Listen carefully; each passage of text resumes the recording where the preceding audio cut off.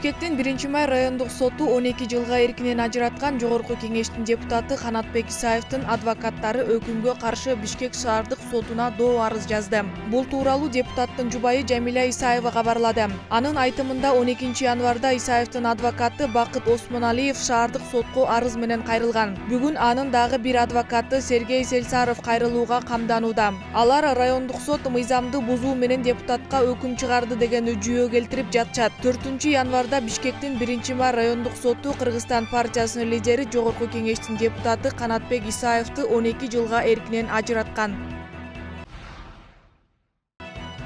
Кыргызстандагы мурдагы муфтий Чубагажы Жалилов Жогорку Кеңештин айрым депутаттарына жана укук коргоочуларга каршы сотко кайрылган жок. Бул тууралуу анын адвокаты Акин Токталиев билдирди. Анын айтымында айрым сайттардын Жалилов Жогорку Кеңештин депутаттары Аида Касмалиева менен Эльвира Сурабалдиевага укук коргоочулар Бүбүсара Рыскулова жана Азиза Абдрасуловага каршы сотко кайрылды деген маалыматы туура эмес. Бизге Чубак Ажыга карата жазылды деген арыз боюнча тергөө органдары жыйынтыгын берелек. Биз анын жыйынтыгына карата чечим кабыл алабыз, деди Токталиев.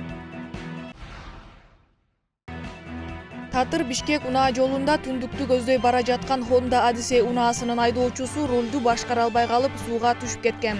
Кырсык 14-январ күнү болжол менен саат 17:00 чамасында болгон. Honda Odyssey унаасынын 27 жаштагы айдоочусу жүргүнчүлөрү менен Чуңкурчак лыжа базасына келе жаткан. Татыр айылына жете бергенде жолдун тайгагынан улам унаа оодарылып кетип сууга кулаган деп айтылат маалыматта. Жол кырсыгынын кесепетинен унаанын ичиндеги 6 адам ар кандай жаракаттарды алган. Машина айып короого токтотулуп, тиешелүү материалдар Ала Мөдөн райондук ички иштер башкармалыгына иликтөөгө берилди.